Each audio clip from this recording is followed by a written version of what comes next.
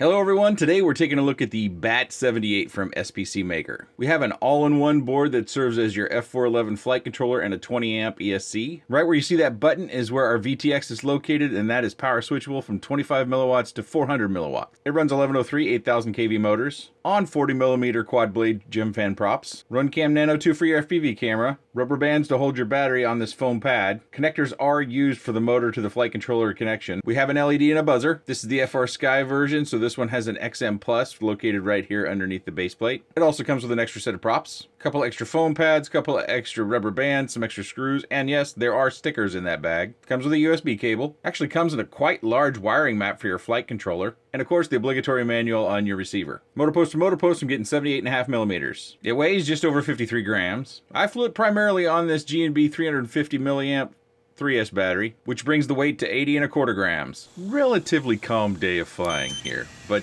let me first just say, I don't think this quad is for me. I don't have a lot of positivity that I can say about this quad. If I try to be extra positive, if someone really likes how this quad looks and wants a Whoop style frame with a little bit of carbon fiber in it, and is likely got a very durable plastic frame, then okay, buy what you want, buy what makes you happy, spend your money where you like. But as far as the flight characteristics, the flight time, the flight performance, there just isn't really anything to call out special about this. I think the fact that they tried to market this as a 3 and 4s tiny whoop or type of whoop or prop guarded, on 3s, it's okay. You can see my flying is fairly modest. It's not very fast. You can see some bobbles and wobbles, probably from a little bit of wind turbulence. Could be from the PID tune, but I did not spend time retuning this either. But the motors get warm on 3s, and I'd be very concerned about running this on 4s, especially without a major reworking of the tune. I would predict that we probably would have motor burnout on 4s. Maybe not on the first flight, maybe not on the fifth flight, but somewhere along the line I suspect we'd suffer from motor burnout. And in this flight, I'm really trying hard to get as much flight time as I can out of that battery. I tried larger batteries, and I found the flight time didn't necessarily go up, but of course the handling changed, and I didn't care for that change, so I did not continue to go up in battery size. So I really felt as though the 350 milliamp battery was really the best size for modest flying and trying to get at least some good flight time.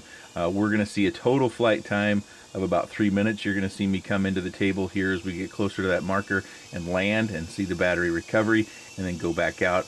Of course, we've got the low battery warning consistently on screen. We can get rid of that. We can change our low battery warning voltage to something like 3.4 volts per cell and eliminate that annoyance a little bit and that flashing on screen. But overall, the one thing I kept thinking of is the GepRC P16 is a much more efficient setup. It's carrying much more weight. It's got the Caddx Vista on it. Of course, it's more expensive because of that Vista, but I think it speaks to the efficiencies, or the lack of efficiency of this motor, is that P16 can carry a lot more weight and fly actually longer than this one can on the same battery. So it's one of those situations where I don't like making negative videos. I want to try to keep the channel positive and have fun, but unfortunately, while the components might be fine in this form factor at this weight, there just isn't a lot there for me. Again, if you like the form factor, if you like what you've seen of this quad and you have one, I hope you're happy, I hope you enjoy it, I hope it brings you many good flights. But if you're asking for my opinion about this quad, I think it's a hard pass unless it goes on extreme sale and you want to use the components somewhere else. But the components together are fairly expensive. And you can see there we've ended the flight and we've come in right at 3.5 volts per cell and 2 minutes and 54 seconds on the flight time. If you like the form factor and you want to get it, I can say that I think the frame would be pretty durable. But otherwise, I just don't find any reason why you should be purchasing this. They put things together nicely. It's pretty clean. It's a little bit boring because it's just gray, but I just don't think you should be buying this. If you want to buy it, it's your money to spend. I won't argue with you. I hope you enjoy it. But it's not something that I can recommend that people go out and buy. The camera angle is limited. I think I may have hinted to that during the flight discussion, but you can see there that housing comes fairly far out. So if you take the camera up much, you're going to get more of the housing in your flight view.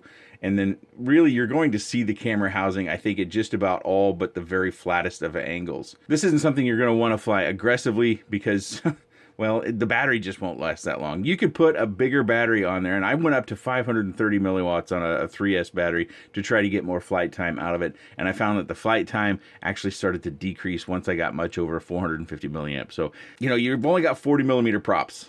So if you keep increasing your dead load or your battery load, you can't necessarily get more flight time out of it. But I'm going to wrap it up there. I don't think there's a lot else to be discussed about this outside of it being a very clean and robust frame. I think the flyability of it is very, very limited. I do think they have possibly some room in there to where they might be able to rework this frame to include a Caddx Vista. But then again, these motors I just don't think are efficient enough to fly very long with the Caddx Vista either. If you do have any comments, questions, suggestions, or otherwise, please let me know in the section down below. I appreciate your time. And thanks for watching.